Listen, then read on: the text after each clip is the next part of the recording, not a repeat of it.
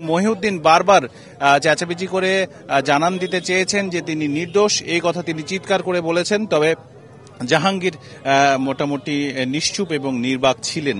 এখন পর্যন্ত বিকেলবেলা যখন তাদেরকে তওবা পড়ানোর জন্য যাচ্ছিলেন এখানকার যে পেশ ইমাম, তার সাথে আমাদের যখন কথা হচ্ছিল মোজাহিদুল ইসলাম তিনি যেটি বলছিলেন, আমরা জানতে চেয়েছিলাম যে ফাঁসির মঞ্চে জাহাঙ্গীর নিশ্চুপ ছিল, চেঁচামেচি করেছেন, চিৎকার করেছে কিন্তু জাহাঙ্গীর। তবে এই যে সময়টা তাদেরকে জানানো হয়েছে ঠিক রাত 9টায় এবং আনুষ্ঠানিকতা 1 ঘন্টার মধ্যে শেষ হয়েছে।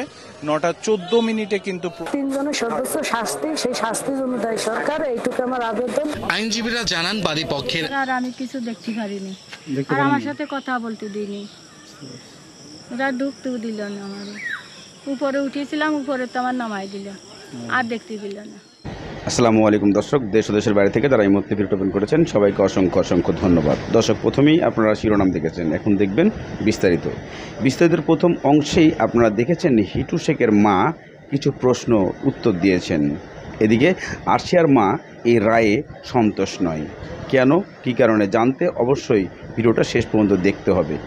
তবে গতকালকে যখন হিটুর মা কোর্টে গিয়েছিলেন, কোর্টে গিয়ে তার ছেলের সঙ্গে কথা বলতে চেয়েছিলেন এবং দেখা করতে চেয়েছিলেন, তাকে দেখা করতে দেওয়া হয় নাই। তারই ক্ষোভ অনুযায়ী কষ্ট পেয়ে উনি কি বলছেন, চলুন তার ছেলের ফাঁসির উদ্দেশ্যে সে কি বলতে চাচ্ছে। কথা বলার মতো না কিছু নেই। আজকে কি কোর্টে গেছিলেন? না, গেছিলেন শেষে মনে হয়। ওই নিয়ে গেল আর আনলো, তাই দেখলাম, তাছাড়া আর আমি কিছু দেখতে পারিনি, আর আমার সাথে কথা বলতে দিইনি, ওরা ঢুকতেও দিল না। আমার উপরে উঠেছিলাম, উপরে তো আমার নামাই দিল, আর দেখতে দিল না। আর ওর সাথে গল্প করতে, একটু কথা করতে চাইছিলাম উনির সাথে, তাও করতে পারিনি। না, দিল না তোমার দেখতে, ওদের দেখা যাবে না। খালা কেমন আছেন? আমি বেশি ভালো নেই। শরীর ভালো নাই? না, আমার কিছু খাইছেন দুপুরে? শরীর এখন বিশাল দুর্বল, এখন আমি কোনো কথাবার্তা আর কিছু করতে পারতেছি না। আমি যদি আমার মনিকা যদি কোনো কাজই না হইলো, তাহলে আর কথা বলে কোনো লাভ নেই। আজকে কি দেখা হয়েছিল? না, আমি যা গেছিলাম আমার দেখতে দিল না। দেখতে পারেন? উপরে উঠেছি, উপরেতে আমার বের করে দিল, নামাই দিল, দেখার মতন কোনো সুযোগ দিল না আমাদের। জিজ্ঞেস করলেন না কেন? আর কি কথা বলবো, ওদের সাথে বেশি কথা কয়ে পারবেন না। এটা তো খালা আইনের একটা নিয়ম আছে, বুঝছেন না? ওইসব নিয়ম ওইখানে আপনি কারাগারে গিয়ে দেখা করতে পারবেন। ওই জায়গার নিয়ম বলেই তো দেখতে পারলাম না, দেখাইলো না, আমার কোনো কথা বলতে দিল না। আচ্ছা খালা, একটা জিনিস প্রশ্ন করি, সেটা হচ্ছে আপনাকে এখানে মানে থাকা নিষেধ করছে কে, কি বলবেন? নিষেধ করতেছে বাড়িওয়ালারাই, আমার তো জোর নাই। কেন নিষেধ করলো? আমার কোনো জোর আছে? মানে কি জন্য আপনারা মানে বারে বারে আসতেছে, তোমরা আসতেছ, এই সম্বাদে আসতেছে, তোমরা এসে কথা বলতেছো, তোমরা এসে কথা নিয়ে যাচ্ছ, আবার তার ঘর বাড়ি ভিডিও করা হচ্ছে, তাদেরও তো সমস্যা হতে পারে। তারা এখনো ভয় পাচ্ছে, ভয়তেই তো আমার এখনো জায়গা দিচ্ছে আসছে না। ভয়? হ্যাঁ, আমি অপরাধ করেছি, আর আমার সাথে আবার তারাও তো ভয় পায়। সাক্ষীতে কি দেছে? সাক্ষী শেষ হয়েছে? শেষ তো হয়েছে, কি সাক্ষী হয়েছে এটা রেজাল্ট এখনো দেন। এখন আপনার ছেলের পক্ষে, ছেলের কাছ থেকে শুনবে কালকে। আচ্ছা, শুনে আপনি কি বলবেন এখন? আমি আর কিছুই বলবো না। ছেলে যদি সাক্ষী দেয়, দিয়ে যদি সে যদি আল্লাহ যদি তার মাফ করে, তাহলে তো বুঝলাম যে তাহলে আমার কাছে ফেরত আসবে। আর যদি সাক্ষী যদি ওরা না মানে, তাহলে মনে করলাম যে আমার সন্তান আমার কাছে আর আসবে না। এইটুকু। আল্লাহ যদি মাফ করে, যেটা বললেন, এটার অর্থ কি?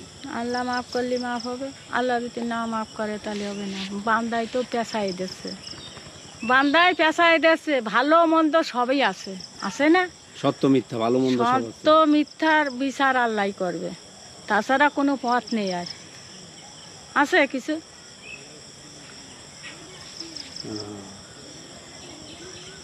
কি খাইছেন দুপুরে?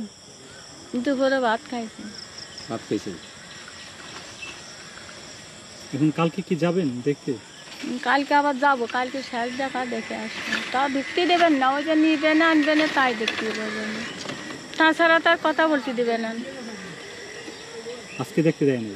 না, কালকে শেষ দেখা কেন, আর যাবেন না? কালকে এই কোর্টে আনা পর্যন্ত, কোর্টে আনলি তারপরে দেখবো, তাছাড়া তার আমার দেখার সুযোগ নেই।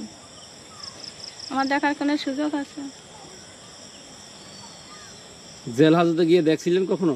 না, আমি ওটি যাইনি, যাইনি, তার মিথ্যে কথা কবে না জান নাই। কিনতে তাই এটা উপরে যাচ্ছে, নিচে নামতেছে, আবার গাড়িতে উঠে নিয়ে গেছে, তাই আমি মনকে বুঝ দিতে পারতেছি না। দিন রাত খালি চোখের পানিতে আমার শুকোচ্ছে না, বইয়ের মধ্যে পুড়িয়ে চলে যাচ্ছে।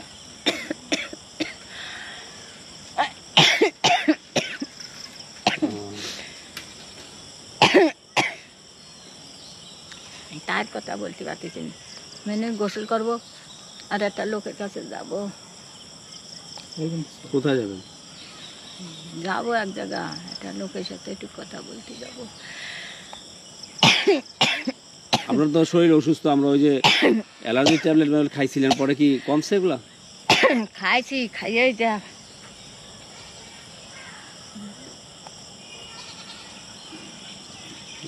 মানে এখন চিকিৎসারও কোনো ব্যবস্থা নেই? না, ভাই যে ওষুধ লাগে দৈনিক 100 টাকা।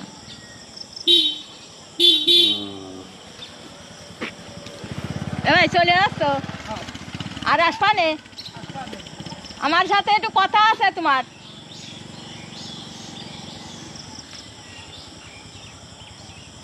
না, আমি কোনো ফল পাচ্ছি না, ফল একা আল্লাহ ছাড়া আমার কেউ দেবে না, বান্দায় কেউ দেবে না, আল্লাহ ছাড়া। উপরে এক আল্লাহ আছে, আল্লাহ দেবে আমার ফল, তাছাড়া আচ্ছা, ওই দিন কি তা আপনার ছেলের বউ ছিল না বাসায় ওই দিন, না দূরে ছিল?